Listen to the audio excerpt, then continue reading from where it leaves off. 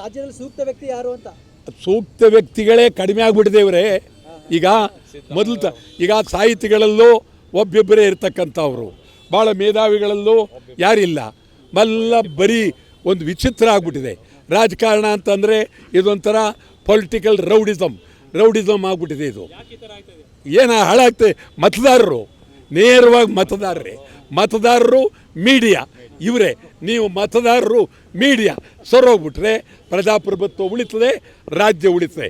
ನಿಮಗಿರುವ ಜವಾಬ್ದಾರಿ, ನಿಮಗಿರುವ ಅದ್ಭುತವಾದ ಜವಾಬ್ದಾರಿ ನಿಮ್ಮ ಮೇಲೆ ನಾನು ಟೀಕೆ ಮಾಡ್ತಾಯಿಲ್ಲ. ನಿಮಗೆ ಶಕ್ತಿ ಇದೆ, ನಿಮ್ಮ ಶಕ್ತಿಯನ್ನು ವಿನಿಯೋಗಿಸಿದ್ರೆ ನಿಮಗೆ ನಿಜವಾಗಲೂ ಅದಕ್ಕೊಂದು ರೂಪ ಬರುತ್ತೆ. ನೀವು ಮಾಡಬೇಕು. ಬಿಡ್ತೀರಿ ನಾವು ಇದನ್ನೂ. ಈಗ ನೀವು ಬಿಡಲ್ಲ ಅಂತ ಹೇಳಿಲ್ಲ. ನೀವು ಮನಸ್ಸು ಮಾಡಿದ್ರೆ ಈ ಕಾಯಿಲೆ ವಾಸ ಮಾಡ್ಬೋದು.